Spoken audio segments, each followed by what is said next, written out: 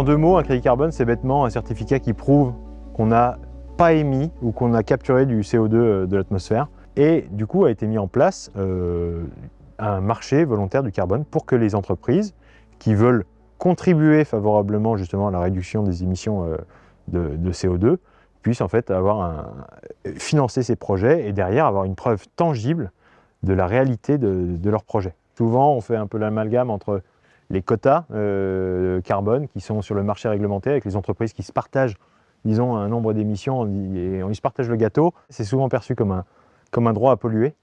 Mais en fait, en réalité, c'est quand même quelque chose qui permet de financer des projets qui sont très concrets. Il faut pouvoir prouver que le projet en question permet de capter ou de ne pas émettre X tonnes de CO2 équivalent. Et donc prouver que c'est bien grâce à ce projet que ça a lieu. Et s'il n'y avait pas eu le financement par l'entreprise, eh bien, ces tonnes de CO2 équivalent n'auraient pas été éliminées.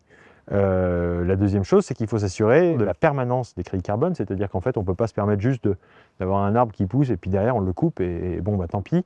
Il faut que cette action soit envisagée sur le long terme. Et donc, on a cette notion de gestion durable pour s'assurer que la haie est maintenue vraiment sur le long terme.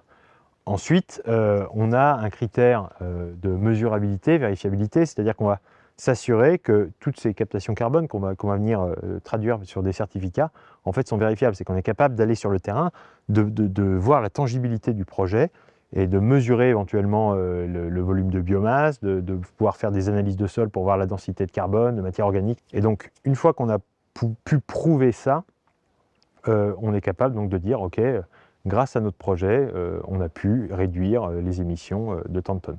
Enfin, il y a un critère d'unicité.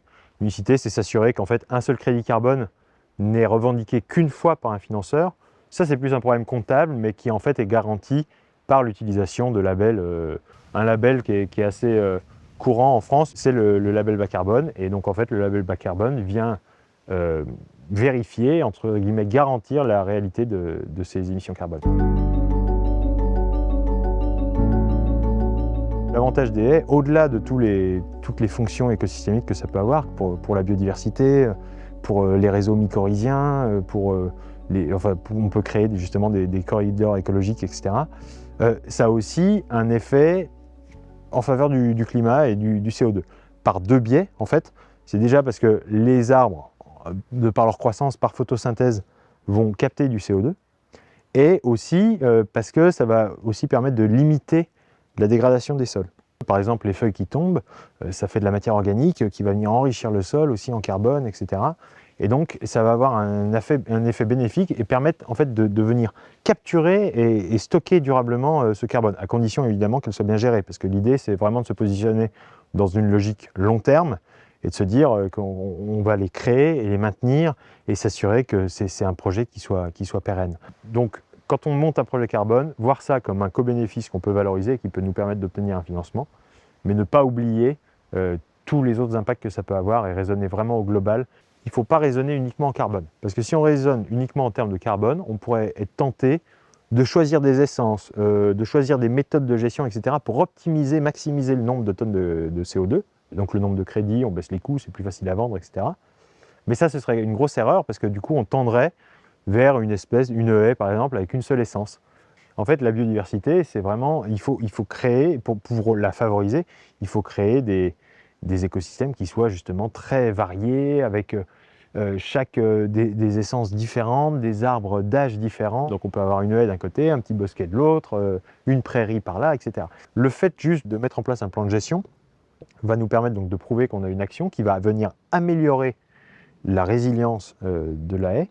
Et donc ça, si on arrive à le quantifier et que ça rentre évidemment dans le cadre de la méthodologie, on peut obtenir une labellisation et donc valoriser des crédits carbone qu'on pourra faire financer par des entreprises.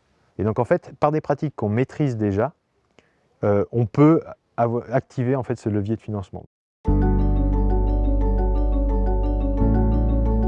De plus en plus, on observe déjà une évolution des mentalités et des réflexions côté financeur, donc côté entreprise, où on va plus se concentrer sur un chiffre carbone, mais on va regarder le projet dans sa globalité.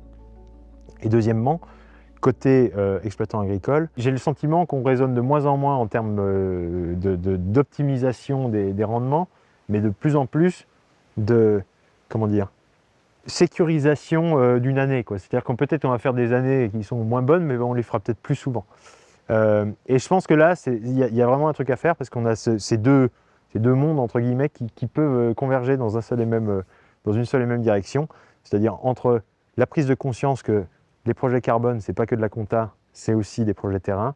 Et aussi l'autre conscience de l'autre côté, c'est que les bonnes actions qui peuvent être financées par des financeurs privés, en fait, deviennent aussi même une condition sine qua non pour maintenir une exploitation qui soit pérenne et durable.